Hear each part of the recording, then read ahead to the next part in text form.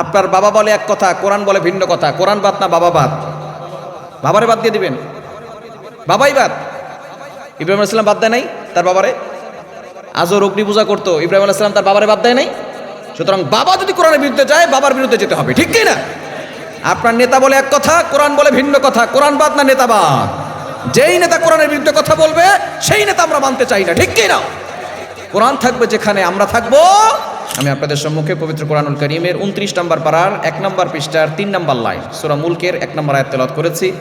আল্লাহ রাসূল সাল্লাল্লাহু আলাইহি ওয়াসাল্লামের অসংখ্য অগণিত হাদিসসমূহের মধ্য থেকে সহিহ বুখারী শরীফের 5027 নম্বর হাদিস পাঠ করেছি। যদি আল্লাহ তাআলা আমাকে তৌফিক ইনায়াত করেন, সূরা মুলক থেকে কিছু আলোচনা করার চেষ্টা করব ইনশাআল্লাহ। ওমা তাওফীকি ইল্লা বিল্লাহ। সূরা মুলক এটা আমরা সকলেই জানি, তাই না? সূরা মুলক পবিত্র কোরআন কারীমের 67 নম্বর সূরা। এই সূরার ভিতর আয়াত আছে 30টি। কয়টি আয়াত আছে? 30টা আয়াত আছে। অনেকে আমরা এই সূরাটা পড়ি, তাই না? কারণ এই সূরার ফজিলত কম না বেশি? রাসূল বলেন, নবীজি সাল্লাল্লাহু আলাইহি সাল্লাম জানিয়ে দিয়েছে, যে ব্যক্তি এই সূরাটা ইশার নামাজের পরে একবার পড়বে, রাতে ঘুমানোর আগে একবার পড়ে ঘুমাবে, আল্লাহ পাক রব্বুল আলামিন তার কবরের আযাবকে বন্ধ করে দিবে। বলেন সুবহানাল্লাহ। একটু জোরে সোরে বলেন না সুবহানাল্লাহ। শুধু তাই নয়, এই সূরা মুলক কিয়ামতের ময়দান, in the day of judgement, কিয়ামতের ময়দানে যখন কঠিন পরিস্থিতি হবে, তখন এই সূরা মুলক আল্লাহর সাথে ডিবেট করে, ঝগড়া করে সেই বান্দাকে জান্নাত পর্যন্ত পৌঁছায় দিবে। বলেন সুবহানাল্লাহ। এটা আমরা চাই কি চাই না? জান্নাতে যেতে চাই কি চাই না? আমরা জান্নাতে যেতে চাই, তবে জান্নাতে যাওয়ার কাজ করতে চাই না, ঠিক কি না? জান্নাত কিন্তু আল্লাহ সহজ করে দিয়েছেন। এক্সাম্পল দিলে সুন্দর বুঝতে পারবেন। আজকে যারা এশার নামাজ পড়ার জন্য মসজিদে গিয়েছেন, নামাজ পড়ে কি ইমাম সাহেবকে 50 টাকা জরিমানা দিয়েছেন? মসজিদের সভাপতি সাহেবকে কি 100 টাকা দিয়েছেন? পৃথিবীর যে কোনো মসজিদে যাবেন, নামাজ পড়তে কি টাকা লাগবে? বোঝা গেল ফ্রিতে মসজিদে ঢুকে নামাজ পড়ে জান্নাতে যেতে পারেন, কোনো সমস্যা। কিন্তু সিনেমা হলে যেতে টাকা লাগে কি লাগে না? ওয়াইফাই বিল আছে না নাই? ডিশের বিল আছে না নাই? মদ খাইতে টাকা লাগে কি লাগে না? গাঞ্জা খাইতে টাকা লাগে কি লাগে না? মুসলমান ফ্রিতে মসজিদে ঢুকে জান্নাতে যেতে চায় না, তবে টাকা দিয়া জাহান্নামে যেতে চায়। আল্লাহ পাক রব্বুল আলামিন জান্নাতকে সহজ করে দিয়েছেন। ওই জান্নাতে যাওয়ার দরকার আছে না নাই? জান্নাতে যেতে হলে কোরআনকে আঁকড়ে ধরার দরকার আছে না নাই? এজন্য আসুন আমরা সেই কোরআন থেকে আলোচনা শুনবো, যে কোরআনে কোনো ভুল নাই। কোনো ভুল আছে? কোনো সংশয় আছে? কোনো মিথ্যা কথা আছে? এই কোরআনে যিনি সব কিছু দিয়েছেন তিনি কে? আল্লাহ নিজেই বলছেন 7 নম্বর পারার 11 নম্বর পৃষ্ঠা 7 নম্বর লাইন সূরা আনআমের 38 নম্বর আয়াতে রব্বুল আলামিন বলেন, মা ফাররাতনা ফিল কিতাবি মিন শাই, I have not left anything in the Quran. আমি কোরআনে কোনো কিছু বাকি রাখি নাই। বলেন সুবহানাল্লাহ। সুতরাং আমরা সেই কোরআন থেকে আলোচনা শুনবো, যেই কিতাবে আল্লাহ তাআলা সব কিছু দিয়েছেন। পৃথিবীতে অনেক বই আছে, অনেক ধর্মীয় গ্রন্থ আছে, প্রতিটি বইয়ের ভিতরে কিছু না কিছু ভুল আছে, ঠিক কি না? অনেকে আমরা বই লিখি, বই লেখার সময় শুরুতে লিখে দেই, যদি কোনো ভুল হয় আমাদেরকে বলবেন, আমরা পরবর্তী সময় আমরা এটাকে সংশোধন করে নিব। কিন্তু আল্লাহ তাআলা এমন একটা কোরআন দিয়েছেন, যে কোরআনের শুরুতেই চ্যালেঞ্জ ছুড়ে দিয়েছেন সূরা বাকারার ভিতরে, যালিকাল কিতাবু লা রাইবা ফি, the book in which there is no doubt. এটা এমন একটা কিতাব যে কিতাবের ভিতরে কোনো সন্দেহ, কি বলেন, কোনো সন্দেহ আছে? আরো জোরে বলেন, কোনো সন্দেহ আছে? কিন্তু নাস্তিক মুরতাদরা এই কিতাব নিয়ে বেশি কথা বলে, ঠিক কি না? কোনো ধর্মীয় গ্রন্থ নিয়ে তাদের বাড়াবাড়ি নাই, তারা শুধু এই কোরআন নিয়ে বাড়াবাড়ি করে। নবীজি সাল্লাল্লাহু আলাইহি ওয়াসাল্লামের চরিত্র নিয়ে আঘাত করতে চায়, বলেন নাউজুবিল্লাহ। আল্লাহকে নিয়ে কটূক্তি করে, বলেন নাউজুবিল্লাহ। অন্য কোনো ধর্ম নিয়ে তাদের কোনো মাথা ব্যথা নাই। পৃথিবীতে অনেক বই আছে, ত্রিপিটক, বাইবেল সহ ত্রিপিটক, দশাতির ভেদ, পুরাণ, রামায়ণ, দিঘানিকা, ইয়াহবিস, সেকারডেটাল, Talmud, Torah, old testament, new testament, জিন্দাবিস্তা সহ সকল ধর্মীয় গ্রন্থে ভুল আছে। একমাত্র একটা কিতাব, যে কিতাবের ভিতরে কোনো ভুল নাই, তার নামই হচ্ছে আল কোরআন। বলেন আল্লাহু আকবার। সেই কোরআন আমরা পেয়ে খুশি না বেজার? আর রাসূলের বলেন খুশি না বেজার? এই কোরআন আমরা সর্বপ্রথমে রাখবো। আমার পীর বলে এক কথা, কোরআন বলে ভিন্ন কথা। কোরআন বাদ না পীর বাদ? পীরের কথা শোনা যাবে যখন পীর কোরআনের বিরুদ্ধে কথা বলবে? কি বলেন, শোনা যাবে? আপনার বাবা বলে এক কথা, কোরআন বলে ভিন্ন কথা। কোরআন বাদ না বাবা বাদ? বাবারে বাদ দিয়ে দিবেন? বাবাই বাদ। ইব্রাহিম আলাইহিস সালাম বাদ দেয় নাই তার বাবারে? আজও অগ্নি পূজা করতো, ইব্রাহিম আলাইহিস সালাম তার বাবারে বাদ দেয় নাই? সুতরাং বাবা যদি কোরআনের বিরুদ্ধে যায়, বাবার বিরুদ্ধে যেতে হবে, ঠিক কি না? আপনার নেতা বলে এক কথা, কোরআন বলে ভিন্ন কথা। কোরআন বাদ না নেতা বাদ? যেই নেতা কোরআনের বিরুদ্ধে কথা বলবে সেই নেতা আমরা মানতে চাই না, ঠিক কি না? কোরআন থাকবে যেখানে আমরা থাকবো। এই কোরআনের পক্ষে থাকলে, কোরআনের সাথে যদি আমরা লেগে থাকি, তাহলে আমাদের সম্মান আল্লাহ বাড়াবেন, এবং আল্লাহ তাআলা দুনিয়াতেও শান্তি দিবেন, আখিরাতেও শান্তি দিবেন, বলেন সুবহানাল্লাহ। সুতরাং সূরা মুলকের ফজিলত অনেক বেশি। এই সূরা মুলক যারা প্রতিদিন রাতের বেলা ঘুমানোর আগে তেলাওয়াত করবে, আল্লাহ পাক রব্বুল আলামিন তাদের কবরের আযাবটা বন্ধ করে দিবে, বলেন সুবহানাল্লাহ। শুধু তাই নয়, কবরে যখন তারা যাবে আল্লাহ পাক রব্বুল আলামিন এমন একটা ব্যবস্থাপনা করবে, কবরে কোনো সাথী নাই, কোনো বাতি নাই, ঠিক কিনা? কিন্তু আল্লাহ পাক রব্বুল আলামিন একটা পাখির রূপ ধারণ করিয়ে এই কোরআনটাকে পাঠিয়ে দিবেন। কিছু কিছু মানুষ আছে যারা সূরা মুলক তেলাওয়াত করে, ফজরের নামাজের পরে সূরা ইয়াসিন পড়ে, মাগরিবের পরে সূরা ওয়াকিয়া, কোরআনের সাথে সবসময় লেগে থাকে, অ্যাটাচমেন্ট উইথ দ্য কোরআন, কোরআনের সাথে সবসময় সম্পর্ক রাখে। তাদের কবরে একটা পাখি চলে যাবে, কোরআন পাখির রূপ ধারণ করে যাবে। তারপরে তার লাশটাকে পাখিটা তার ডানার ভিতরে লুকিয়ে রাখবে। যখনই কোনো মানুষ দুনিয়া থেকে বিদায় নেয় তখনই কবর দেওয়া হয়। মানুষ যখন আস্তে আস্তে করে চলে যায়, মুনকার নাকির তার কবরে ঢুকে প্রশ্ন করার জন্য, ঠিক কিনা? মুসনাদে আহমদ ইবনে হাম্বলের হাদিস, নবীজি সাল্লাল্লাহু আলাইহি সাল্লাম জানিয়েছেন, যারা কোরআনের সাথে সম্পর্ক রাখবে, সূরা মুলক তেলাওয়াত করবে, এই সূরা মুলক, এই কোরআন তার কবরে পাখির রূপ ধারণ করে হাজির হয়ে যাবে, বলেন সুবহানাল্লাহ। মুনকার নাকির কবরে যাওয়ার পরে লাশ খুঁজে পাবে না, লাশ কোথায়? কিছুক্ষণ আগেই তো অমুকের ছেলে অমুক মারা গেছে, তার লাশটা কোথায়? পাখিকে জিজ্ঞেস করবে, ও পাখি, তোমার এই কবরেই তো কিছুক্ষণ আগে অমুকের ছেলে অমুককে দাফন করা হয়েছে, সেই লাশটা কোথায়? তুমি কি দেখছো নাকি? বলে হ্যাঁ দেখছি, আমার ডানার ভিতরে আছে। বলে তাড়াতাড়ি বের করো। বলে না না, সে এখন ঘুমিয়ে আছে, বের করা যাবে না। বলে তাকে 3টা প্রশ্ন করব, উত্তর দিতে পারলে সে তারপরে কিয়ামত পর্যন্ত ঘুমাবে। বলে না, কোনো প্রশ্ন করা যাবে না।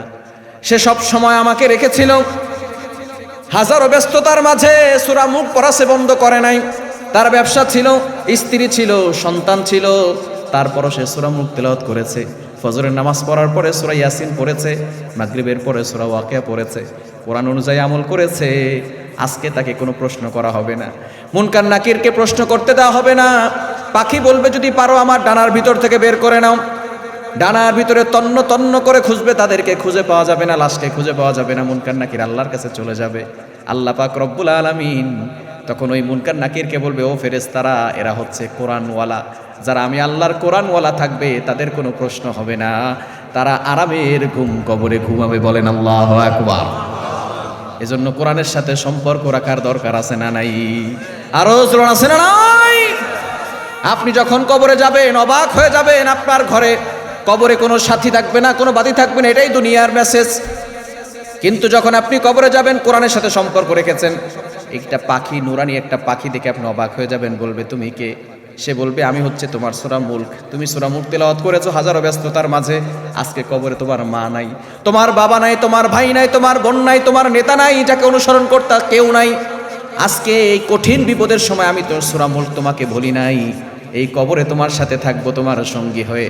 তাকে জিজ্ঞেস করা হবে, কতদিন থাকবা? কিয়ামত পর্যন্ত থাকবো। কিয়ামতের দিন কঠিন পরিস্থিতির সময় আল্লাহর সাথে ঝগড়া করে তোমাকে জান্নাত পর্যন্ত পৌঁছায় দিব, বলেন সুবহানাল্লাহ। এজন্য কোরআনের সাথে সম্পর্ক রাখার দরকার আছে না নাই? এই সূরা মুলক পড়তে পারবেন তো ইনশাআল্লাহ? প্রতিদিন মাত্র 30টা আয়াত আছে, প্রতিদিন একটা করে আয়াত যদি মুখস্থ করেন, 30 দিনে 30টা আয়াত মুখস্থ হবে। মুখস্থ থাকলে তারপরে দেখবেন আপনি প্রতিদিন নামাজ পড়ার পরে মুখস্থ, বাসায় যেতে যেতে আপনার সূরা মুলক পড়া হয়ে যাবে, ঠিক কি না? আর যদি প্রতিদিন 3টা করে আয়াত মুখস্থ করতে পারেন, 10 দিনেই আপনি সূরা মুলক মুখস্থ করতে পারবেন। এর পড়া যাবে তো ইনশাআল্লাহ? এটা সকলের জন্য হোমওয়ার্ক, সূরা মুলক মুখস্থ করবেন, পারবেন তো ইনশাআল্লাহ? সূরা মুলক মুখস্থ করে নেবেন। আল্লাহ পাক রব্বুল আলামিন সূরা মুলকের শুরুতেই বলছেন, তাবারাকাল্লাযী বিয়াদিহিল মুলকু ওয়া হুয়া আলা কুল্লি শাইইন কাদির। সুমহান সেই সত্তা যার হাতে ক্ষমতা, সকল ক্ষমতার মালিক কে? আরো জোরে বলেন কে? আমরা অনেকেই ক্ষমতায় যাওয়ার পরে আল্লাহকে ভুলে যাই। যে থাকে চেয়ারে সে থাকে গিয়ারে, ঠিক কিনা? দুনিয়ার চেয়ার কিন্তু চিরস্থায়ী নয়, এটা হচ্ছে ক্ষণস্থায়ী। আমরা যখনই ক্ষমতায় চলে যাই তখন মনে করি আমার থেকে বড় আর কে আছে, আমি হলাম সবার বড়। কিন্তু আল্লাহ তাআলা অনেক বড় বড় ক্ষমতাবানদেরকে জুতা পিটা করে ক্ষমতা থেকে নামিয়েছেন, ঠিক কিনা বলেন? এজন্য সকল ক্ষমতার মালিক কে? আর জোরে বলেন কে? আমরা অনেক সময় বলি সকল ক্ষমতার মালিক হচ্ছে জনগণ, তাই না? এটা একটা শিরকি কথা, এখান থেকে দূরে সরে আসতে হবে। সকল ক্ষমতার মালিক কে? আর জোরে বলেন কে? আল্লাহ হচ্ছেন সকল ক্ষমতার মালিক। আজকে আপনি অন্যায় করছেন, জুলুম করছেন, আপনার এক ডাকে হাজারো যুবক চলে আসে, আর আপনি মনে করছেন আমার থেকে বড় আর কে আছে। ফেরাউনের ক্ষমতা দেখে সে নিজেকে খোদা দাবি করে ফেলেছিল, আনা রব্বুকুমুল আলা, I am the great Lord. আমি সবচেয়ে বড় খোদা, সেই ফেরাউনের ক্ষমতা কি এখনো আছে? পৃথিবীতে কেউ তো স্থায়ী হয় না, হোক না সে ফেরাউন কি বা নমরুদ, কেউ ভবে চিরকাল রয় না, ঠিক কি না? এজন্য আমাদেরকে একদিন চলে যেতে হবে, we have to go back to our Lord. একদিন আমাদের সকলকে চলে যেতে হবে। এজন্য যাওয়ার আগে, মাটির নিচে যাওয়ার আগে মাটির উপরে ভালো কাজ করার দরকার আছে না নাই? ক্ষমতার গরম দেখাবেন না, টাকা পয়সা আছে গরম দেখাবেন না, একটু সম্পদ আছে, জমি আছে, গরম দেখাবেন না। কারণ এই সব কিছু যিনি দিয়েছেন তিনি কে? আর বলেন তিনি কে? সূরা আলে ইমরানের 26 নম্বর আয়াতে আল্লাহ তাআলা বলে দিয়েছেন, কুলিল্লাহুম্মা মালিকাল মুলকি তুতিল মুলকা মান তাশা। নবী হে, আপনি বলে দেন ক্ষমতার মালিক হচ্ছেন আল্লাহ, যাকে আল্লাহ চান ক্ষমতা দেন, যাকে আল্লাহ চান ক্ষমতা থেকে নামান, ঠিক কি না? যাকে আল্লাহ চান সম্মান দেন, যাকে আল্লাহ চান সম্মান দেন না, ইজ্জত দেন না। এজন্য সম্মান দেওয়ার মালিক, ক্ষমতা দেওয়ার মালিক, সম্পদ দেওয়ার মালিক একজন, তিনি কে? ওই আল্লাহকে সবসময় স্মরণ করতে পারবো তো ইনশাআল্লাহ? নিজেরা কখনো ক্ষমতার বাহাদুরি দেখাবো না। চেয়ারে এখন আমি আছি, আমার আগে একজন ছিল, একটু পরে আমি আবার এই চেয়ার থেকে নেমে যাবো, ঠিক কিনা? আমার পরে আরেকজন বসতেও পারে। বোঝা গেল এই চেয়ার আমার জন্য স্থায়ী, দুনিয়ার সকল চেয়ার হচ্ছে অস্থায়ী চেয়ার। একটা মাত্র চেয়ার আছে, ওয়াসিয়া কুরসিয়্যুহুস সামাওয়াতি ওয়াল আরদ, সেটা হচ্ছে আল্লাহর চেয়ার। ওই আল্লাহর চেয়ার থেকে কখনো আল্লাহকে নামানো সম্ভব হবে? অনেক সময় আন্দোলন করে সরকারকে নামিয়ে দেওয়া যায়, ঠিক কিনা? এই যুবকরা করছে না, জুলাই অভ্যুত্থান করছে না, যুবকরা দেখিয়ে দিয়েছে কত বড় ক্ষমতার মালিক। পুলিশ আছে, র্যাব আছে, আর্মি আছে, সমস্ত বাহিনী তাদের সাথে। তারপর আল্লাহ পাক রব্বুল আলামিন ছোট্ট দলকে দিয়ে, যাদের কাছে কোনো অস্ত্র নাই, কোনো দল নাই, এই মাধ্যমে আল্লাহ পাক রব্বুল আলামিন এই বড় দলটাকে নামিয়ে দিয়েছেন, ঠিক কি না? আল্লাহর একটা সুন্নাত আছে, আল্লাহ তাআলা বড় বড় দলকে ছোট ছোট প্রাণী দ্বারা ধ্বংস করে দেন। বাদশা আব্রাহা যখন কাবা শরীফ ধ্বংস করতে গেল, আল্লাহ তাআলা আবাবিল ছোট ছোট পাখি পাঠাইছে, ঠিক কি না? হ্যাঁ, মনে আছে আপনাদের? সূরা ফিল পড়ছেন না?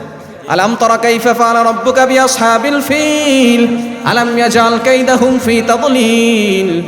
বাদশা আব্রাহা যখন হস্তি বাহিনী বড় প্রাণী নিয়ে গেছে, কাবা শরীফ ধ্বংস করে ফেলবে, আল্লাহ পাঠাইছেন ছোট ছোট ঝাঁকে ঝাঁকে পাখি, আবাবিল পাখি, ছোট ছোট পাখি, ঝাঁকে ঝাঁকে পাখি। এক একটা পাখি এতটা ছোট, তাদের মুখে একটা আর দুই পায়ে দুইটা মুসুরের ডাউলের মতো পাথর করা দিয়েছেন আল্লাহ। মুসুরের ডাউল কি এত বড় নাকি ছোট? ছোট্ট ছোট্ট তিনটা পাথর করা দিয়েছেন। এক একটা পাথর করা যখন উপর থেকে ছেড়েছেন, হাতির পিঠের উপরে পড়ে ছিদ্র হয়ে, পেট ছিদ্র হয়ে নিচ থেকে বের হয়ে গেছে। আল্লাহু আকবার। তো এই বাদশা আব্রাহার হস্তি বাহিনীকে আল্লাহ তাআলা সাইজ করছেন ছোট পাখি দিয়ে, ঠিক কিনা? আবার নমরুদ বড় সন্ত্রাস, তার মতো বড় সন্ত্রাস পৃথিবীতে এখনো কেউ আসে নাই, আসবেও। বর্তমানে সকল সন্ত্রাস যদি এক পাল্লায় রাখা হয় আর নমরুদকে যদি এক পাল্লায় রাখা হয়, নমরুদের 100 ভাগের 1 ভাগও হতে পারবে। ওই নমরুদকে আল্লাহ সাইজ করছে ল্যাংরা মশা দিয়া। কি মশা?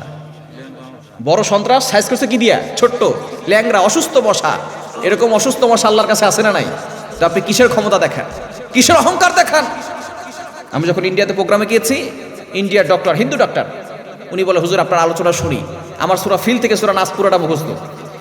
ওনাকে ইসলামের দাওয়াত দিলাম, বলে হুজুর আমি জানি ইসলাম সত্য, তবে আমার বাপদাদার ধর্ম ছাড়তে পারতেছি না, তবে চেষ্টা করবো ইনশাআল্লাহ। ইনশাআল্লাহ বলতেছে আবার, বুঝতে পারছে? হিন্দুর আমাদের ওয়াজ শোনে, বলতেছে হুজুর ব্লাডের ভিতরে 5 ধরনের ক্যান্সার হওয়ার সম্ভাবনা আছে, শুধুমাত্র ব্লাডের ভিতরে, আমাদের যে রক্ত, এই ব্লাডের ভিতরে 5 ধরনের ক্যান্সার হওয়ার সম্ভাবনা আছে। শুধু তাই না, মানুষের মাথার সাথে চোখের সাথে 1,40,000 চিকন চিকন ছোট্ট সূক্ষ্ম রগ আছে।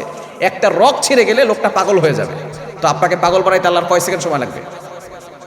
আপনাকে পাগল বানাইতে আল্লাহর কয় সেকেন্ড সময় লাগবে? আপনি যে অহংকার দেখান, ক্ষমতা বেড়ে গেছে, টাকা পয়সা বেড়ে গেছে, সম্পদ বেড়ে গেছে, এই অহংকার বেশি দেখাবেন না। অহংকার বেড়ে গেলে কবরস্থানে যাবেন, দেখবেন আপনার থেকে অনেক শক্তিশালী ক্ষমতাবান মানুষ মাটির সাথে মিশে গেছে, মাটির সাথে তলিয়ে গেছে, তাদের হাড়গুলো খুঁজে পাওয়া যাবে না। আর আপনি অহংকার করছেন। আজকে রাতে ঘুমাবেন, ঘুম ভাঙলে সকাল, না ভাঙলেই পরকাল, ঠিক কি না? কিসের অহংকার? রাতে ঘুমিয়েছেন, ঘুম যদি ভাঙে তাহলে সকাল হবে, আর না ভাঙলেই পরকাল, চলে গেছে পরকালে। কিসের অহংকার দেখা? আপনি অন্যায় কাজ করতেছেন, হারাম কাজ করতেছেন, জুলুম করতেছেন, নির্যাতন করতেছেন, মানুষের মাল অন্যায়ভাবে আত্মসাৎ করে খাচ্ছেন। কাদের জন্য? স্ত্রীর জন্য, তাই না? সন্তানের জন্য। আজকে মারা যান, আজকে রাতে আপনার স্ত্রী আপনার সাথে ঘুমাবে না।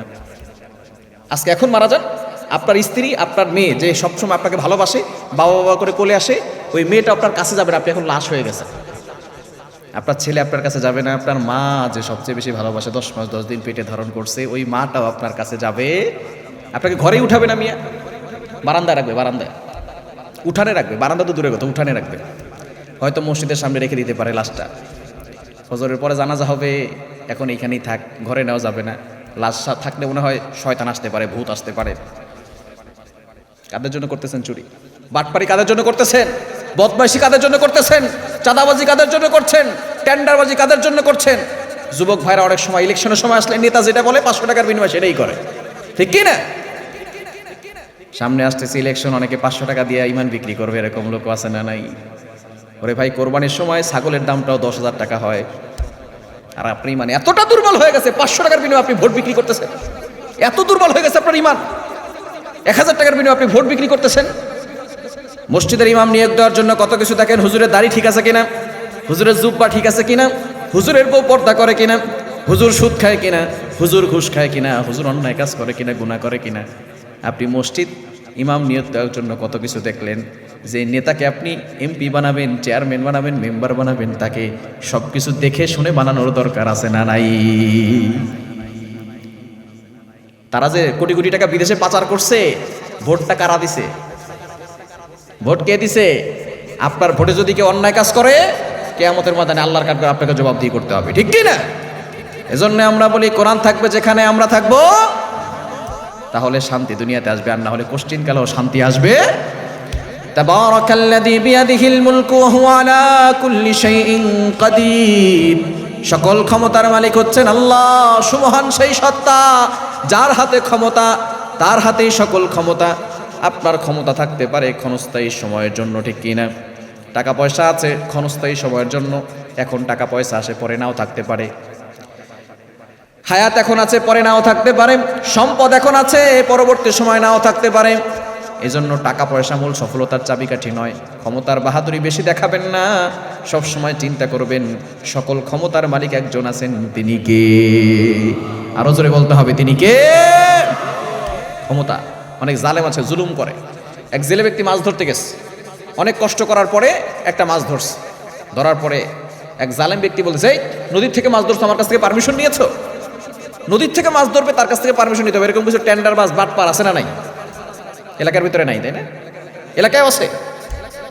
নদীর থেকে মাছ ধরতে আমার কাছ থেকে পারমিশন নিয়েছো? লোকটার উপরে জুলুম করে মাছটা নিয়ে গেছে। জেলে ব্যক্তি অসহায় মানুষ, কি বলবে? তার ক্ষমতা আছে। মাছ নিয়ে যাওয়ার পরে মাছ তার বৃদ্ধাঙ্গুলে একটা কামড় দিয়েছে। কামড় দেওয়ার পরে এত ব্যথা শুরু হয়েছে, মাছ ছেড়ে দিয়েছে, মাছ নদীতে পড়ে গেছে। এবার হাতের যন্ত্রণা শুরু হয়েছে, বাসায় যাবে দূরের কথা, সোজা চলে গেছে ডক্টরের কাছে।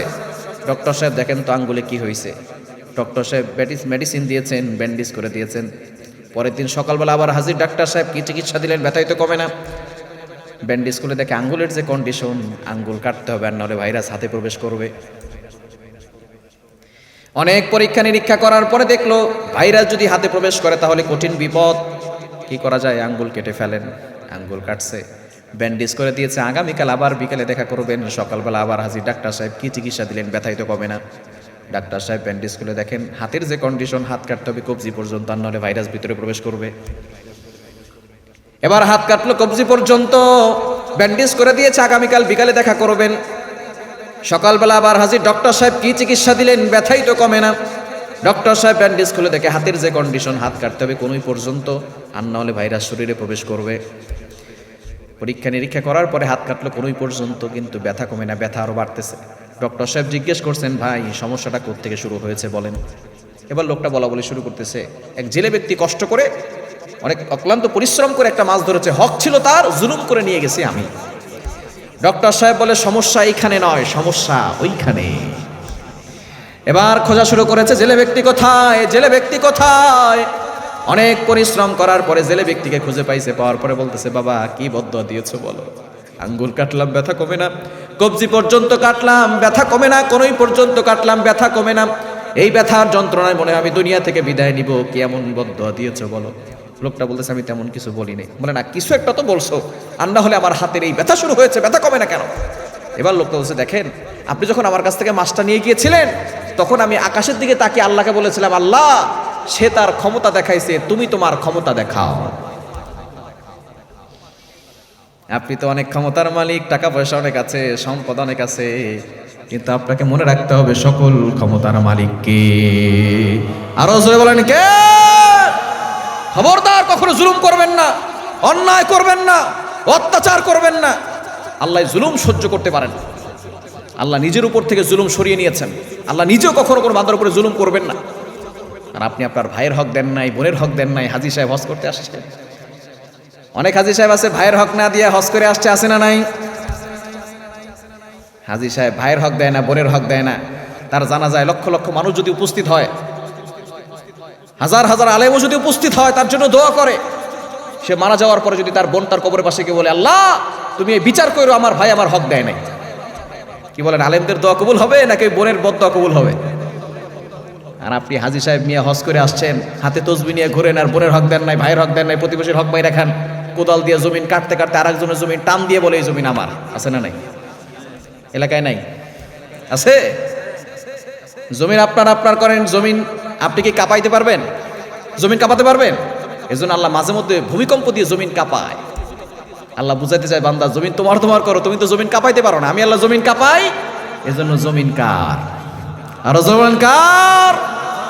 আজকে আপনি যে বাড়িতে আছেন, আপনার দাদার ওই বাড়ি ছিল, দাদাকে জিজ্ঞেস করা হয়েছিল বাড়িটা কার? দাদা বলেছিল বাড়িটা আমার। দাদা মারা গেছে, বাবা এসেছে, বাবাকে জিজ্ঞেস করেছে বাড়িটা কার? বাবা বলেছিল বাড়িটা আমার।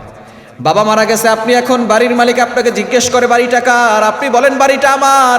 কিছুদিন পরে আপনিও মারা যাবেন, আপনার সন্তানকে জিজ্ঞেস করবে বাড়িটা কার? সন্তান বলবে বাড়িটা আমার। আল্লাহ বলে দুনিয়ার বাড়ি কারো নয়, এই দুনিয়া কার?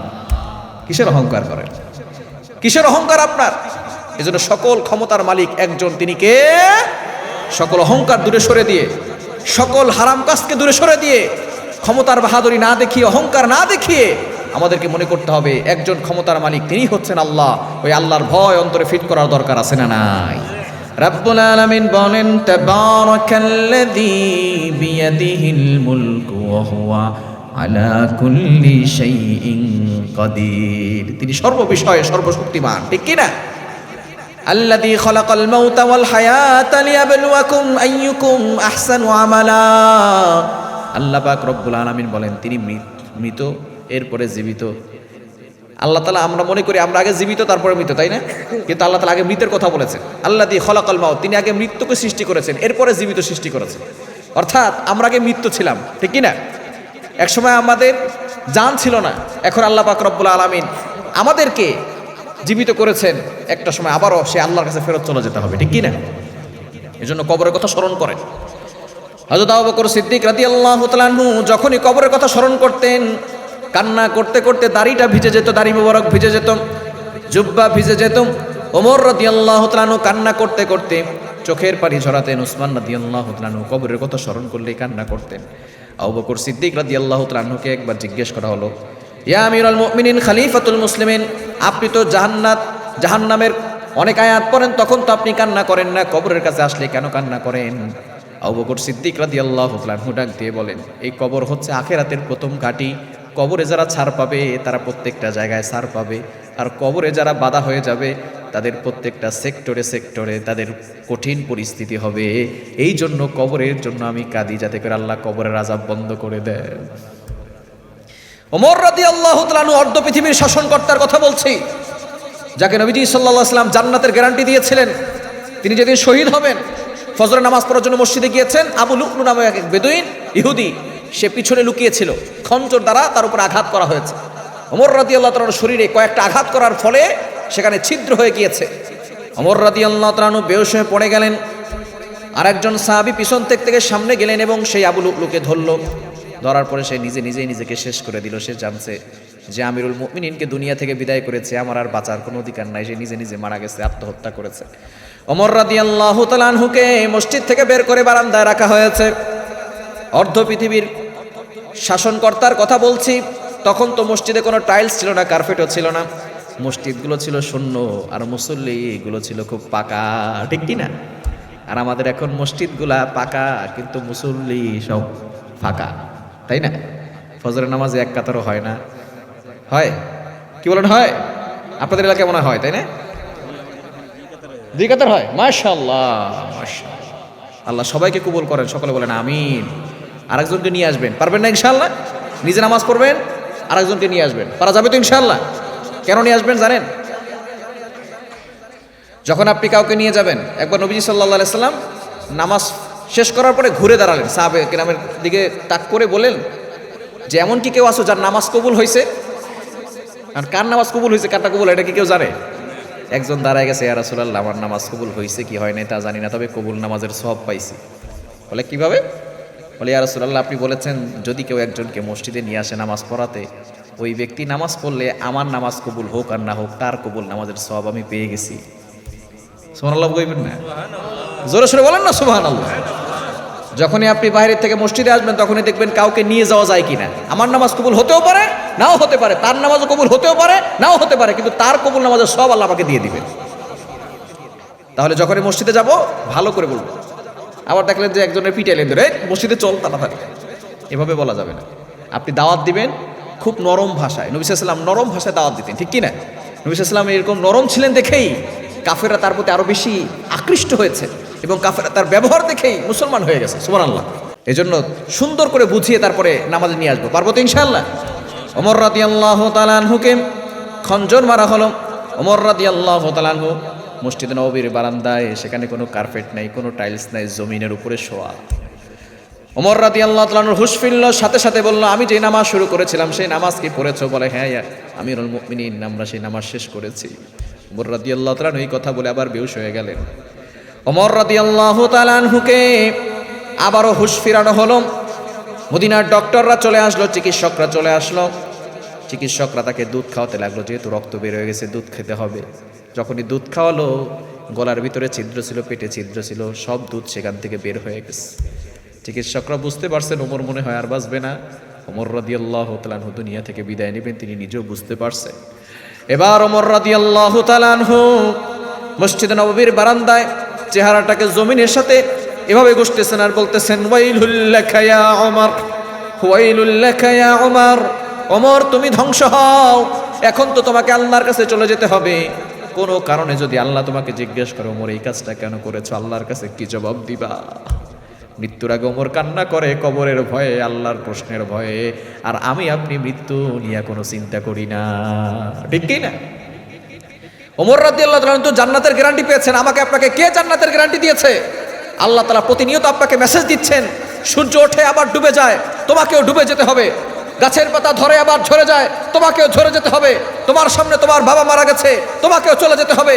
তোমার সামনে তোমার মা মারা গেছে, তোমাকেও চলে যেতে হবে। তোমার সামনে তোমার আত্মীয় স্বজন মারা গেছে, তোমাকেও চলে যেতে হবে। কিন্তু আমরা মৃত্যুর কথা স্মরণ করি না, কবরের কথা স্মরণ করি না। চুলগুলো পেকে গেছে, দাড়িগুলো সাদা হয়ে গেছে, এর মানে হচ্ছে আল্লাহ আপনাকে মেসেজ দিয়েছেন যে তোমার অঙ্গের কিছু অঙ্গ মরণ হয়ে গেছে, তারা মরে গেছে, আর তুমি এখনো আশা নিয়ে বসে আছো, তুমি এখনো 30 বছর দুনিয়াতে বাঁচবা। এজন্য মৃত্যুর কথা স্মরণ করার দরকার আছে না নাই? কত বছর বাঁচবে? আগের যুগের মানুষ অনেক দিন বাঁচত। নবী সাল্লাল্লাহু আলাইহি ওয়াসাল্লাম নিজেই বলে গেছেন এই উম্মতের গড়াই হচ্ছে 60 থেকে 70 বছর। কত বছর? একটু হিসাব মিলান, 60 থেকে 70 বছর। কিন্তু এখন 60 থেকে 70 বছর বাঁচে না, এখন 50 থেকে 60 বছর, ঠিক কি না? এখন যুবকরা দেখবেন স্ট্রোক করে মারা যায়, অ্যাক্সিডেন্ট করে মারা যায়। আগে এত যুবক মরতো না। একজন বৃদ্ধ সে মরতে মরতে আরো 3 দিন সময় নিত, ঠিক কি না? মরতে মরতেও অসুস্থ হয়ে বিছানার সাথে লেগে গেছে, বিছানায় টয়লেট করে, এরকম রোগী এখন পাওয়া যায় না, ঠিক কি না? কিন্তু এখন হঠাৎ করে মারা যায়। হঠাৎ মরে যাওয়াটা এটা হচ্ছে একটা তাওবা করার সুযোগ পাওয়া যায় না। আপনি যখন অসুস্থ হবেন তখন আপনার মনে পড়বে আল্লাহ আমি তো গুনাহ করছি, তখন আপনার তাওবা করার সুযোগ আছে। কিন্তু যখন হঠাৎ স্ট্রোক করে মারা গেলেন আপনার তাওবা করার সুযোগ নাই, ঠিক কি না? তো এখন 50 বছর 60 বছর গড়াই, তো যাদের জীবনে 40 বছর শেষ, কয় বছর বাঁচবেন আর? বলেন কয় বছর বাঁচবেন? 15 বছর, 20 বছর, 10 বছর? এখন আপনি চিন্তা করতেছেন কিভাবে হারাম খাওয়া যায়, কিভাবে টাকা পয়সা ইনকাম করা যায়, কি করবে টাকা দিয়ে? আমি বুঝি না কি করবে তারা টাকা দিয়ে। পূর্বে সরকার থাকা অবস্থায় কোটি কোটি টাকা বিদেশে পাচার করছে, এত কোটি টাকা দিয়ে কি করবে আমি বুঝি না। ওদের কয়টা প্রজন্ম যে খেতে পারবে তার কোনো ঠিক ঠিকানা নাই। এত কোটি টাকা জনগণের টাকা বিদেশে পাচার করে দিছে। আপনিও এখনো সেই ধান্দায় আছেন কিভাবে টাকা ইনকাম করা যায়। হারাম দেখেন না, হালাল দেখেন না, আপনি টাকা পয়সা ইনকাম করেই যাচ্ছেন। এই টাকা পয়সা যে আপনি ইনকাম করতেছেন হারামের হালাল হারামের তোয়াক্কা করলেন না, হারামভাবে ইনকাম করে যাচ্ছেন। এই টাকা পয়সা একদিন আপনাকে জাহান্নামে নিয়ে যাবে, ঠিক কি না? এজন্য মৃত্যুর কথা স্মরণ করে হারাম থেকে বাঁচেন, হালাল খান, হালালের ভিতরে বরকত আছে। আলু ভর্তা দিয়ে ভাত খান, বরকত পাবেন। প্রতিদিন গোস্ত খাওয়ার দরকার নাই, আলু ভর্তা দিয়ে ভাত খান। কারণ হারাম খেলে কোনো নামাজ ইবাদত আল্লাহ তাআলা কবুল করেন? বলেন তো নামাজের বাহিরে কয় ফরজ? কষ্ট হচ্ছে আপনাদের? মনোজাত করে দিব? চলবে তো ইনশাআল্লাহ? নামাজের বাহিরে কয় ফরজ? কয় ফরজ? হ্যাঁ, 7 ফরজ, তাই না? 1 নম্বরে শরীর পাক, 2 নম্বরে কাপড় পাক। বলেন তো হারাম টাকার খাবার খাইছেন, শরীরটা পাক না না পাক? টেন্ডারবাজি করে খাচ্ছেন, বোনের হক দেন নাই, ভাইয়ের হক দেন নাই, অন্যভাবে জুলুম করে খাচ্ছেন, আর মনে করতেছেন আমি তো জান্নাতে চলে গেছি। আমি যে নামাজ পড়ি, আমি যে 5 ওয়াক্ত নামাজ পড়ি, ইমাম সাহেবের পিছনে নামাজ পড়ি, আমি তো জান্নাতে চলে গেছি। অনেক নামাজে দেখবেন 5 ওয়াক্ত নামাজ পড়ে হাতে তসবিহ নিয়ে ঘরে, কপালে কালো দাগ পড়ে গেছে, নামাজ পড়তে পড়তে তাহাজ্জুদ মিস করে না, আবার সুদের কারবার করে, আছে না নাই? এলাকায় নাই? এলাকায় আছে? সুদ করতে আবার বলে যদি সুদ খাবেন না, বলে সবাই সুদ খায়, আমি খালি কি? বলে এটা জায়েজ আছে, বলে আমি ইন্টারেস্ট খাই, সুদ খাই না। তুমি গু খাও মিয়া, ইন্টারেস্ট খাই। এদেরকে পিটানো দরকার। ভালো করে বুঝেন, সুদের ব্যাপারে ফতোয়া মোল্লার না আল্লাহর? সুদের ব্যাপারে খতিব সাহেব কথা বললে খতিব সাহেবের চাকরি থাকে না, ঠিক কি না? ইমাম সাহেব কথা বললে ইমাম সাহেবের চাকরি নাই। কিন্তু ভালো করে শোনেন, সুদের ব্যাপারে ফতোয়া কি মোল্লার না আল্লাহ? কোরআন খুলেন, 3 নম্বর পারা 6 নম্বর পৃষ্ঠার 3 নম্বর লাইন, সূরা বাকারা 275 275 নম্বর আয়াত। আহাল্লাল্লাহুল বাইআ ওয়া হাররামার রিবা, বিজনেস লওফুল এন্ড ইউজুরিয়ান লওফুল, ব্যবসা হালাল, সুদের কারবার হারাম করেছেন কে? আরো জোরে বলেন কে? নবীজি সাল্লাল্লাহু আলাইহি সাল্লাম জানিয়ে দিয়েছেন, দিরহামু রিবান ইয়াকুলুহুর রাজুল ওয়া হুয়া ইয়ালামু শাত্তু মিন 36 জানিয়া, যে ব্যক্তি জেনে শুনে 1 টাকা সুদ খাবে, 36 বার জিনা করলে যেই গুনাহ হয় সেই গুনাহ তার আমলনামায় চলে যাবে। বলেন নাউযুবিল্লাহ। এবার জীবনে যারা 1 টাকা সুদ খেয়েছেন, 36 বার জিনা করার গুনাহ করেছেন। জীবনে যারা 100 টাকা সুদ খেয়েছেন, 3600 বার জিনা করার গুনাহ করেছেন। জীবনে যারা 1000 টাকা সুদ খেয়েছেন, 36,000 বার জিনা করার গুনাহ করেছেন। আপনি জিনা কর। আরো ভয়ঙ্কর হাদিস, নবীজি সাল্লাল্লাহু আলাইহি সাল্লাম জানিয়ে দিয়েছেন, আর রিবা 70 জুসা, সুদের 70টি শাখা রয়েছে। আইসারাহা আইয়ানকিহার রাজুলু উম্মা, সর্বনিম্ন শাখা হলো আপন মায়ের সাথে জিনা করার গুনাহ। এর থেকে জঘন্যতম গুনাহ হতে পারে? হতে পারে? এই এলাকার ভিতরে যারা মাতবর আছেন, নেতা আছেন, অনেক সময় বিচার করতে যান, তাই না? যদি কোনো বিবাহিত লোক পরকীয়া কইরা ধরা খায়, তখন তো তারে জুতা পিটা করেন, তাই না? যে সুদ খাইলো, 1 টাকা খাইলে 36 বার জিনা করার গুনাহ করলো, আপন মায়ের সাথে জিনা করার গুনাহ করছে, তারে কয়দিন জুতা দিয়ে পিটাইছেন? ও নেতা সাহেবরা, আপনার জন্য ফেরেশতারা মুকুট নিয়ে বসে রয়েছে। মাতবর হইছেন না? বিচার করেন যে সুদ খায় তারে কয়দিন জুতা দিয়ে পিটাইছেন। সে তো আপন মায়ের সাথে জিনা করার গুনাহ করেছে, তাকে তো আপনি পিটাইলেন না। সে পিটাইবে কেমন? সে নিজেই তো সুদ খায়, ঠিক কি না? রাগ হয় না, কোরআনের কথা বলছে। কোরআনের কথা যদি আপনার কলিজা না লাগে, আপনি শুধরাবেন না। বলি হুজুর এটা বইলা গেলেন, আল্লাহর কথা। যদি আপনার ক্ষমতা থাকে আল্লাহর সাথে যুদ্ধ করে দেখান, দেখে আপনার কত ক্ষমতা আছে, কত টাকার মালিক হয়েছেন, কত বিঘা সম্পত্তির মালিক আছে। আল্লাহর সাথে যুদ্ধ করেন যে আল্লাহ, সূরা বাকারা 275 নম্বর আয়াত বাদ দিয়ে দেন। তাহলে এই আয়াত বাদ দিয়ে কথা বলি নাকি? এই আয়াত বাদ দেওয়া যাবে? বাদ দেওয়া যাবে? যদি আপনার ক্ষমতা থাকে, পারলে আল্লাহ আপনি আল্লাহর সাথে যুদ্ধ করে দেখান যে আমি আল্লাহর সাথে যুদ্ধ করে আয়াত বাদ দিয়ে দিলাম।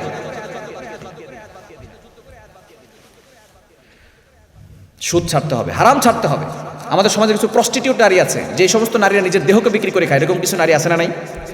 আমরা তাদেরকে দেখলে থুতু নিক্ষেপ করে বলি, তোমার মতো হতভাগার কপাল পোড়া কেউ নাই, তুমি তোমার দেহকে বিক্রি করে খাও।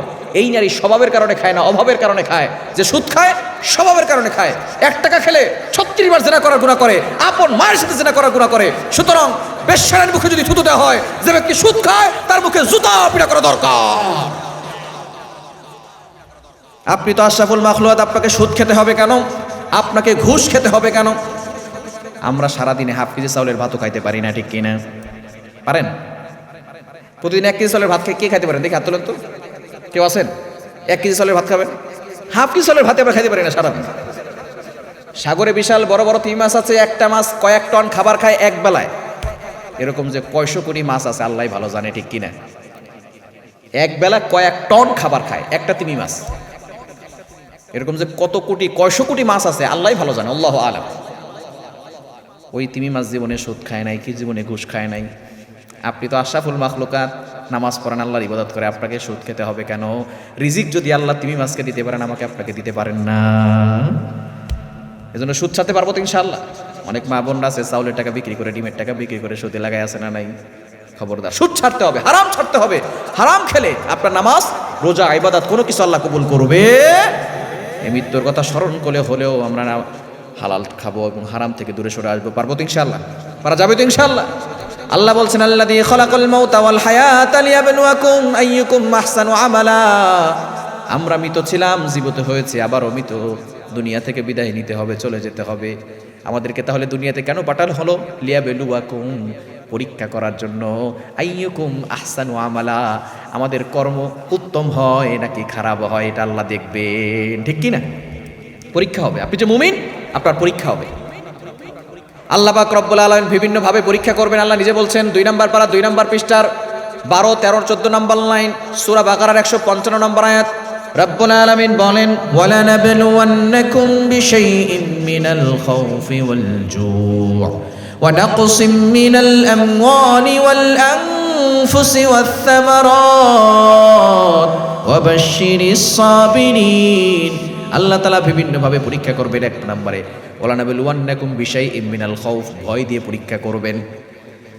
ওয়ালা নাবলুওয়ান্নাকুম বিশাইইম মিনাল খাউফি ওয়াল জু' ওয়া নাকসিম মিনাল আমওয়াল, ক্ষুধার্ততা দিয়ে পরীক্ষা করবেন, সম্পদ নষ্ট করে পরীক্ষা করবেন। আল্লাহ তাআলা জীবন নিয়ে পরীক্ষা করবেন। অনেক সময় ঝড় আসবে, তুফান আসবে, বিপদ আসবে, কষ্ট আসবে, হতাশ হওয়া যাবে না। মনে করবেন আল্লাহর পরীক্ষা। এই পরীক্ষায় যদি আপনি ভালো ফলাফল পান, আপনার জন্য আল্লাহ জান্নাতের ব্যবস্থা করবে। বলেন সুবহানাল্লাহ। আল্লাহ নিজে বলে দিয়েছেন, ওয়াবাশশিরিস সাবিরিন, ধৈর্য ধারণ যারা করবে তাদেরকে সুসংবাদ দাও। আল্লাযীনা ইযা আসাবাতহুম মুসিবা, যখন তারা মুসিবতে পড়ে যায়, বিপদে পড়ে যায়, তারা যেন বলে ক্বালু ইন্না লিল্লাহি ওয়া ইন্না ইলাইহি রাজিউন। মানুষ মারা গেলে শুধু আমরা এই দোয়া পড়ি। আল্লাহ শিখিয়ে দিয়েছেন বিপদে পড়লে ধৈর্য হারা হওয়া যাবে না, ধৈর্য ধারণ করতে হবে আর বলতে হবে ইন্না লিল্লাহি ওয়া ইন্না ইলাইহি রাজিউন। ইন্না লিল্লাহ, নিশ্চয়ই আমরা আল্লাহর জন্য, ঠিক কি না? ওয়া ইন্না ইলাইহি রাজিউন, আর আমরা তার দিকেই প্রত্যাবর্তন করব। আমরা মানুষ মারা গেলে পড়ি ইন্না লিল্লাহি ওয়া ইন্না ইলাইহি রাজিউন। জানাজা পড়ছি জোহরের সময়, আসরের নামাজ পড়ে না এরকম মুসল্লি আছে না নাই? হ্যাঁ, জোহরের সময় জানাজা পড়ছে, একটা লোক মারা গেছে, তিনি জানাজা পড়তে আসছেন, তার অন্তরে কোনো ভয় নাই যে সে চলে গেছে আমাকেও চলে যেতে হবে, এরকম কোনো ভয় নাই। আবার দেখবেন অনেকে কবর খনন করার জন্য যায়। একজন মারা গেছে, কবর খনন করার জন্য আসছে, মাটি কাটতে কাটতে কষ্ট হয়ে গেছে, ক্লান্তি দূর করার জন্য সিগারেট টান দেওয়া শুরু করছে, আছে না নাই? বোঝা গেল আমরা মৃত্যুকে একেবারে স্মরণ করা ভুলে গিয়েছি। মৃত্যুকে স্মরণ করেন, দেখবেন আপনি দুনিয়াতেও ভালো থাকবেন, আখিরাতেও ভালো থাকবেন, ঠিক কি না? কষ্ট হচ্ছে, আমি শেষ করে দেব অল্প সময়ের ভিতরে ইনশাআল্লাহ। তাহলে আল্লাহ পাক রব্বুল আলামিন আমাদেরকে কেন পাঠিয়েছেন? পরীক্ষা করার জন্য। পরীক্ষা হবে, বিপদ আসবে, কিন্তু হতাশ হওয়া যাবে না। আল্লাহ তাআলা নিজে বলে দিয়েছেন 20 নম্বর পারার 15 নম্বর পৃষ্ঠার 11 নম্বর লাইন, সূরা আনকাবুতের 1 নম্বর আয়াত। আহাসিবান নাসু আইয়ুতরাকু আইয়াকুলু আমান্না ওয়া হুম লা ইফতানুন। মানুষ কি মনে করেছে, কি ধারণা করেছে?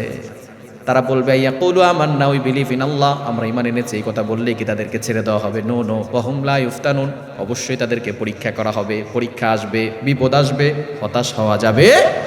ভরসা করতে হবে কার উপর? আর যে বলেন কার উপর?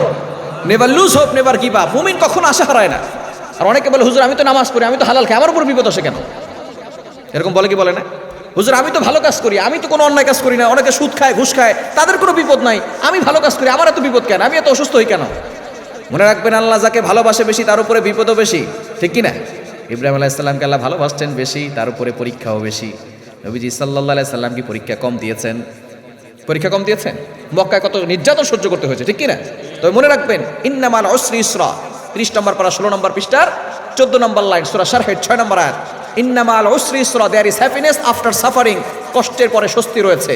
এখন আপনার কষ্ট আছে, কিছুদিন পরে কষ্ট থাকবে না, কষ্ট দূর হয়ে যাবে, ঠিক কি না? এজন্য কষ্ট এগুলো যাতে করে দূর হয়ে যায়, আপনি বেশি বেশি করে আল্লাহর উপরে ভরসা রাখবেন। পারবেন তো ইনশাআল্লাহ? করা যাবে তো ইনশাআল্লাহ? আল্লাহর উপরে ভরসা রাখবেন। আল্লাহ পাক রব্বুল আলামিন পরীক্ষা করবেন। আপনি মুমিন, আপনার উপরে পরীক্ষা আসবে। এক্সাম বদলে সুন্দর বুঝতে পারবেন। যদি আপনার কাছে এমন একটা ডায়মন্ড থাকে অথবা একটা পাথর থাকে, যে পাথর দিয়ে আপনি পুরা গাজীপুর শহরটা কিনতে পারবেন, অথবা ঢাকার শহর পুরোটা কিনতে পারবেন, এরকম পাথর যদি আপনার কাছে থাকে, এমন কি সম্ভাবনা নাই আপনার স্ত্রী আপনার গলায় ছুরি ধরে বলবে পাথরটা আমার দিয়ে দাও? কারণ এরকম একটা পাথর আমার কাছে থাকলে তোমার মতো স্বামী কয়টা আসবে কয়টা যাবে তার কোনো ঠিক নেই, ঠিক কি না? এমন কি সম্ভাবনা নাই আপনার সন্তান আপন ছেলে আপনার গলায় ছুরি ধরে বলবে পাথরটা দিয়ে দাও বাবা, আর না হলে কিন্তু গলা কেটে ফেলবো? এরকম সন্তান কি আছে? আছে। তো যদি ঘর থেকে আক্রমণ আসে তাহলে হয়তো বটি আর দাও নিয়ে আক্রমণ আসবে।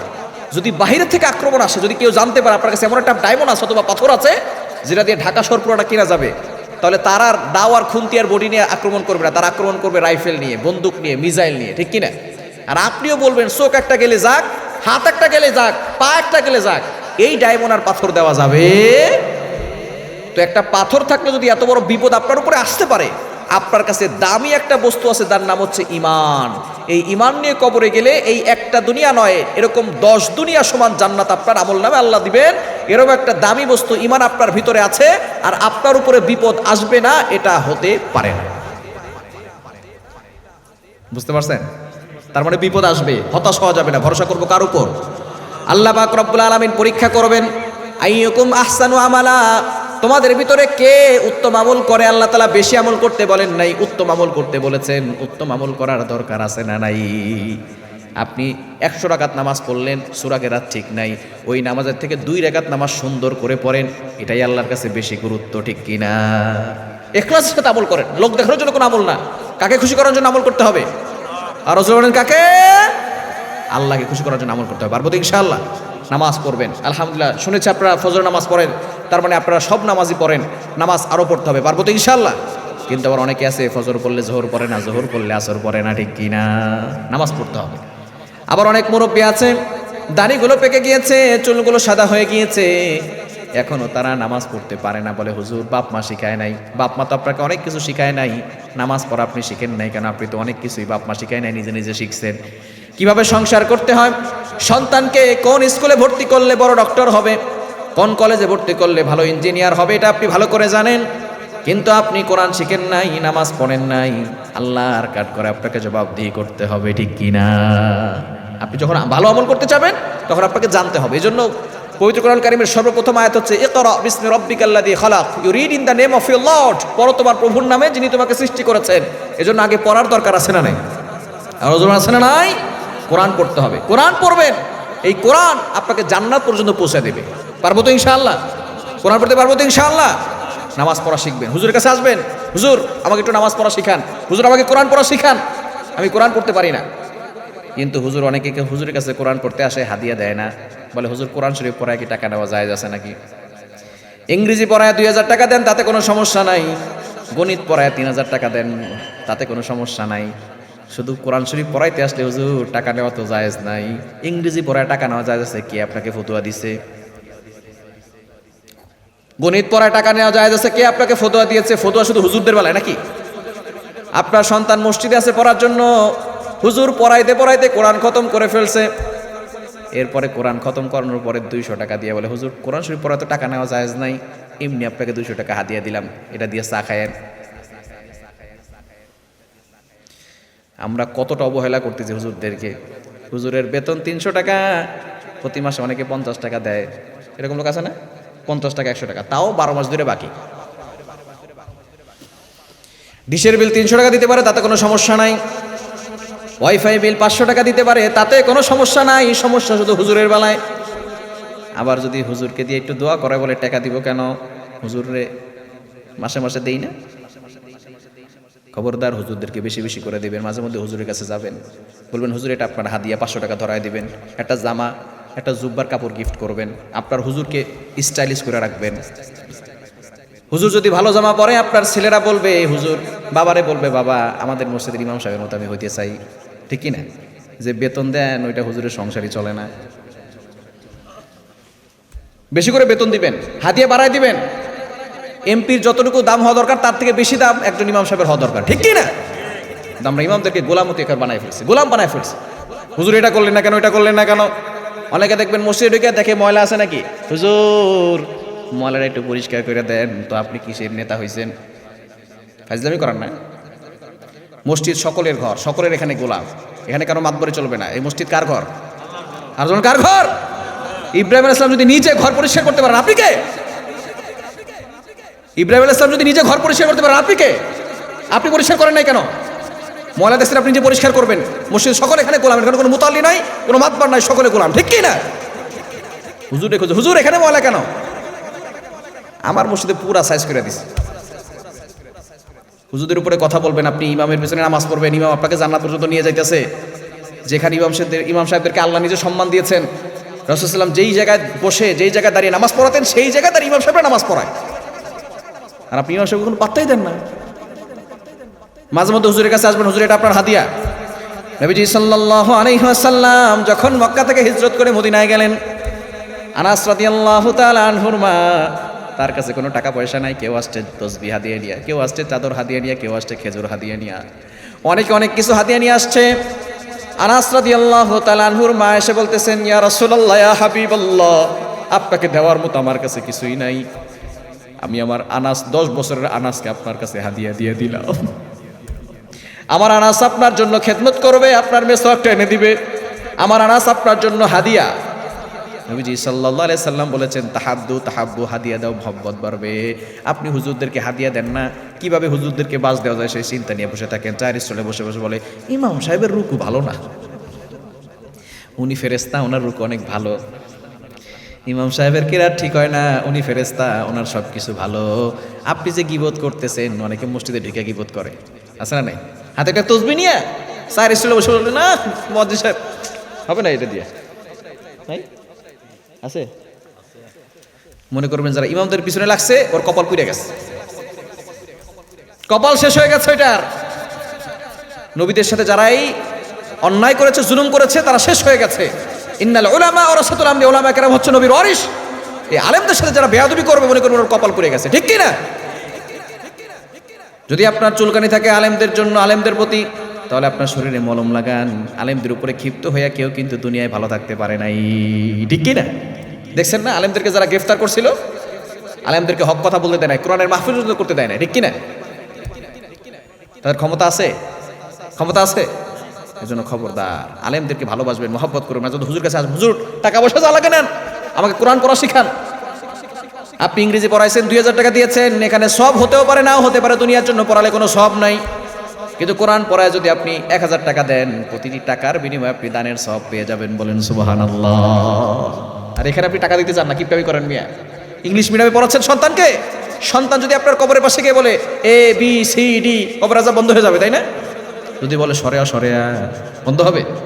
কিন্তু সন্তান যদি শুদ্ধ করে সূরা ফাতিহা পড়ে আর শুদ্ধ করে সূরা ইখলাস 3 বার পড়ে, দুহাত তুলে বলে রব্বির হামহুমা কামা রব্বায়ানি সগীরা, আল্লাহ পাক রব্বুল আলামিন সাথে সাথে ওই বাবা মার কবরখানা জান্নাতের বাগান বানায়া দিবে। এজন্য আগে কোরআন শিখানোর দরকার আছে না নাই? হুজুর কাছে যাবেন, হুজুর আমাকে নামাজ পড়া শিখান, হুজুর আমাকে কোরআন পড়া শিখান, হুজুরকে হাদিয়া দিবেন, জুব্বার কাপড় হাদিয়া দিবেন, মাঝে মধ্যে হাদিয়া দিবেন। হাদিয়া দিলে আপনার মহব্বত বাড়বে। নবীজি সাল্লাল্লাহু আলাইহি সাল্লাম জানিয়ে দিয়েছেন, যারা আলেমদেরকে মহব্বত করবে, আলেমরা কিয়ামতের ময়দানে যখন আল্লাহ তাআলা অনুমতি দিবেন, অসংখ্য অগণিত মানুষদেরকে সুপারিশ করে জান্নাতে নেবেন। সুবহানাল্লাহ ভাষা গিয়ে বলেন, জোরে সোরে বলেন না সুবহানাল্লাহ। আপনি যে আলেমদেরকে মহব্বত করছেন, আল্লাহ পাক রব্বুল আলামিন, আলেমরা যদি অপরাধ করেও থাকেন, তাদেরকে শাস্তি যদি আল্লাহ দেনও, এই শাস্তি আল্লাহ পাক রব্বুল আলামিন গোপনে দিবেন। একটা পর্দার আড়াল করে গোপনে আলেমদেরকে শাস্তি দেওয়া হবে। আলেমদের মর্যাদা আছে, কারণ তারা কোরআনের জ্ঞান রাখে, ঠিক কি না? শাস্তি দেওয়ার পরে যখন তাদেরকে জান্নাতে দিবেন, অনেকে জান্নাতে চলে যাবেন কোরআনের সাথে খেদমত করার কারণে, কোরআনওয়ালা হওয়ার কারণে। তখন অনেক মানুষ বলবে, হুজুর আমি আপনাকে একদিন 1 গ্লাস পানি খাওয়াইছিলাম। কি করছি? 1 গ্লাস পানি খাওয়াইছিলাম হুজুর। তখন আলেম যদি সুপারিশ করে, আল্লাহ পাক রব্বুল আলামিন ওই পানি খাওয়ার উসিলা হয়তো আপনি জান্নাতে চলে যেতে পারেন। তাহলে আলেমদেরকে সম্মান করতে পারবেন তো ইনশাআল্লাহ? মহব্বত করতে পারবেন তো ইনশাআল্লাহ? আলেমরা আছে যেখানে, আমরা থাকবো। আলেমদের কাছে যাবেন, হুজুর কোরআন পড়া শিখান, সন্তানকে কোরআন পড়ায় দেন। অনেকে আছে নিজে নামাজ পড়ে, সন্তান নামাজ পড়ে না, আছে না নাই? আপনি নিজে নামাজ পড়েন কিন্তু সন্তানের নামাজ পড়ান না। হাজী সাহেব হজ করে আসছে আর মাইয়া টিকটক করতে করতে এদিকে ভাইরাল হয়ে গেছে, হাজী সাহেব জানেও না। এরকম লোক মনে হয় নাই? হাজী সাহেব জানেই না যে তার মাইয়া ভাইরাল, টিকটক করতে করতে ঘরের ভিতরে একবার ওড়না পর্যন্ত খুলে ফেলছে, হাজী সাহেব জানে না। আপনি নিজে নামাজ পড়েন, সন্তান 20 বছর বয়স হয়ে গেছে, সে যদি নামাজ না পড়ে, আল্লাহর কাঠগড়ায় আপনাকে জবাবদিহি করতে হবে। নবীজি সাল্লাল্লাহু আলাইহি সাল্লাম জানিয়ে দিয়েছেন, সন্তানের বয়স যখন 7 বছর তাকে নামাজ শিক্ষা দাও। সন্তানের বয়স যখন 10, তখন নামাজের জন্য শাসন করো, পিটাও। আপনার বয়স সন্তানের 20 বছর হয়ে গেছে, নামাজের জন্য শাসন করেন না, পিটান না। কোন নবী বলেছেন যে নবী তায়েফের ময়দানে আঘাতপ্রাপ্ত হয়েছেন? জিবরাইল সাল্লাম বলতেছেন, ইয়া রাসূলুল্লাহ, ইয়া হাবিবাল্লাহ, একবার পারমিশন দেন, দুইটা পাহাড়কে এমন ভাবে চাপ দিব তায়েফবাসী ধ্বংস হয়ে যাবে। নবীজি সাল্লাল্লাহু আলাইহি ওয়াসাল্লাম কাফিরদের জন্য দোয়া করেছেন, আল্লাহুম্মা হদি কওমি ফাইন্নাহুম লা ইয়ালামুন, আয় আল্লাহ আমার কওমকে হেদায়েত দান করো, তারা জানে না আমি নবী। এমন নবী কাফেরদের জন্য দোয়া করে। সেই নবী বলেছেন, আপনার সন্তানের বয়স যখন 10 বছর এখনো বালেগ হয় নাই, ওই সন্তানকে নামাজের জন্য শাসন করতে বলছেন, পিটাইতে বলছেন। কয়দিন পিটাইছেন? আপনি বাবা নিজে ফজরের সময় ঠান্ডা পানি রুজু করে নামাজ পড়তে আসেন, আর আপনার স্ত্রীকে বলেন, থাক আমার মা এটাকে ডাকার দরকার নাই, ও সারা রাত ফেসবুক চালাইছে, একটু ঘুমা। আমার ছেলেটা সারা রাত ধরে ফেসবুক চালাইছে, ও একটু ঘুমা। যদি ঘরের ভিতরে আগুন লাগে তখন কি আপনার সন্তানকে ডাক দিবেন না, নাকি একাই দৌড় দিবেন? ডাক দিবেন না? কি ডাক দিবেন না? অবশ্যই ডাক দিবেন আপনি। তো আপনি যে এখন ডাক দিচ্ছেন না, আপনি তো দুনিয়ার আগুন না, আরো ভয়ঙ্কর আগুন জাহান্নামে আপনি নিজে হাতে ধরে আপনার সন্তানকে ঢেলে দিচ্ছে, ঠিক কি না? এজন্য সন্তানকে আগে জাহান্নাম থেকে বাঁচাতে হবে। আল্লাহ বলছেন, কোরআন খুলেন 28 নম্বর পারার 19 নম্বর পৃষ্ঠা 13, 14, 15 নম্বর লাইন, সূরা তাহরিমের 6 নম্বর আয়াত। রব্বুল আলামিন বলেন, ইয়া আইয়ুহাল্লাযীনা আমানু কু আনফুসাকুম ওয়া আহলিকুম নারা। ও ইউ হ্যাভ বিলিভার্স, ইমানদারগণ, কু আনফুসাকুম ওয়া আহলিকুম নারা, save yourself, save your family. তোমরা নিজেরাও বাঁচাও, তোমার পরিবারকেও জাহান্নাম থেকে বাঁচাও। পরিবারকে জাহান্নাম থেকে বাঁচানোর দরকার আছে না নাই? সন্তানকে ধর্মীয় শিক্ষা দিবেন, কোরআনের শিক্ষা দিবেন। যদি সন্তানের ভিতরে ধর্মীয় শিক্ষা না থাকে, কোরআনের শিক্ষা না থাকে, এই সন্তান যত বড় হবে তত বড় দুর্নীতিবাজ হবে, ঠিক কিনা? সন্তানকে ধর্মীয় শিক্ষা দিবেন, কোরআনের শিক্ষা দিবেন। কোরআন খুলেন 27 নম্বর পারা 10 নম্বর পৃষ্ঠা 10 নম্বর লাইনে একটি সূরা রয়েছে, সূরাতুর রহমান। আল্লাহ তাআলা এই সূরায় তার পরিচয় দিয়েছেন। রব্বুল আলামিন বলেন, আর রহমান আল্লামাল কোরআন খলাকাল ইনসান। রহমান হলেন তিনি, কোরআন শিখিয়েছেন যিনি। এরপরে বলছেন খলাকাল ইনসান, মানুষ সৃষ্টি করেছেন যিনি। একটু বুঝে শুনে বলেন তো, আমরা আগে কোরআন শিখি নাকি আগে দুনিয়াতে আসি? বুঝেন নাই? আমরা আগে কোরআন শিখি নাকি আগে দুনিয়াতে আসি? দুনিয়াতে আসি, ঠিক কিনা? আল্লাহ এভাবে বলতে পারতেন, আর রহমান খলাকাল ইনসান, রহমান হলেন তিনি, মানুষ সৃষ্টি করেছেন যিনি। এরপরে বলতে পারতেন আল্লামাল কোরআন, কোরআন শিখিয়েছেন যিনি। আল্লাহকে কোরআনের কথা বলেছেন, মুফাসসির কিরাম বলেছেন, আল্লাহ বুঝাতে চেয়েছেন আল্লাহ কোরআনের কথা আগে বলেছেন। এই জন্য মানুষ হতে হলে আগে কোরআনের শিক্ষা লাগবে। কোরআনের শিক্ষা ছাড়া কেউ কখনো আদর্শ মানুষ হতে পারে না, ঠিক কিনা? গরুর পেট থেকে বেরোলেই সেটা গরু হয়ে যায়, ছাগলের পেট থেকে বেরোলেই সেটা ছাগল হয়ে যায়, মহিষের পেট থেকে বেরোলেই সেটা মহিষ হয়ে যায়, মানুষের পেট থেকে বেরোলেই সেটা মানুষ হয় না, তাকে মানুষ বানাতে হয়। এজন্য সন্তানকে মানুষ বানানোর দরকার আছে না নাই? মানুষ বানান, মানুষ বানান তাকে। আমি বলছি না আপনার সন্তানকে হাফেজ বানাতেই হবে, মুফতি বানাতে হবে, নো। আমাদের ডক্টর দরকার, ইঞ্জিনিয়ার দরকার, পাইলট দরকার, সব কিছু আমাদের দরকার। তবে সন্তানকে আগে মুসলমান বানানোর দরকার আছে না নাই? আমি ইন্ডিয়াতে প্রোগ্রামে গিয়েছি, ত্রিপুরা থেকে কলকাতা যাব, বিমান ঢিল হচ্ছে 30 মিনিট। এক ভদ্রলোক আমার পাশে যে বসেছেন, উনি বলতেছেন, হোয়ার আর ইউ গোয়িং? আপনি কোথায় যান? আমি বলতেছি, I am going to Kolkata, Kolkata যাবো। পরের দিন কলকাতায় প্রোগ্রাম ছিল। কথা বলতে উনি বলতেছেন, আর ইউ বেঙ্গলি? আমি বললাম, হ্যাঁ, ইয়েস আই এম বেঙ্গলি। উনি বলতেছে, তাহলে তো আমরা বাংলায় কথা বলতে পারি। আমি বললাম, হ্যাঁ, কোনো সমস্যা নাই বলেন। কথা বলতে বলতে আমরা বিমানের সময় হয়ে গেছে, উঠে গেছি। ভদ্রলোক আমার পাশেই বসেছে। উনি বলতেছেন, হুজুর, ইফ ইউ ডোন্ট মাইন্ড, যদি কিছু মনে না করেন, একটা কথা বলতে পারেন? বললাম, হ্যাঁ, কোনো সমস্যা নাই বলেন। উনি বলতেছেন, হুজুর, আনসিং ইজ নাথিং, যেটা দেখি না সেটা বিশ্বাস করি না। আপনারা তো আল্লাহকে দেখেন না, বিশ্বাস করেন কেন? এই প্রশ্ন আপনার সন্তানকেও কিছুদিন পরে করবে। নাস্তিকরা ওত পেতে বসে আছে, কিভাবে আপনার সন্তানকে নাস্তিক বানানো যায়। আনসিং ইজ নাথিং, যেটা দেখি না সেটা বিশ্বাস করি না। আপনারা তো আল্লাহকে দেখেন না, বিশ্বাস করেন কেন? কোরআনে হাজারো দলিল আছে, কোরআনের কথা তারা মানতে চায় না, কেন? তারা নাস্তিক, আল্লাহকেও মানে না, কোরআনকেও তারা মানে। তাকে দলিল দিতে হবে যুক্তি দিয়ে, কোরআন দিয়ে না, যুক্তি দিয়ে। আমি একটু চুপ রইলাম, সে যেহেতু এডুকেটেড পারসন, শিক্ষিত মানুষ। কিছুক্ষণ পরে বিমানে টিফিনের ব্যবস্থা করে, অনেক সময় কেক দেয়, চকলেট দেয়, বার্গার দেয়। আমাদেরকে ওখানে স্যান্ডউইচ দিয়েছে। তো খাবার একটা ঘেরান আছে না নাই? খাবার ঘেরান আছে না? তো আমি তাকে জিজ্ঞেস করলাম, ঘেরানটা কেমন? বলে, ঘেরানটা খুব সুন্দর। আমি বললাম, ঘেরানটা আমাকে দেখান। বুঝেন নাই? ঘেরান কি দেখা যায়? বাতাস হয়, বাতাস কি দেখা যায়? এই যে আমরা অক্সিজেন নিচ্ছি, এটা কি দেখা যায়? পৃথিবীতে অনেক বিষয় এমন আছে দেখা যায় না, না দেখে বিশ্বাস করতে হয়। ঠিক তদ্রুপভাবে আল্লাযীনা ইউমিনুনা বিল গায়ব, আল্লাহ হচ্ছেন অদৃশ্য, আল্লাহকে দেখা যায় না, আল্লাহকে না দেখে বিশ্বাস করেছি, এজন্য আমরা মুসলমান হয়েছি, ঠিক কি না?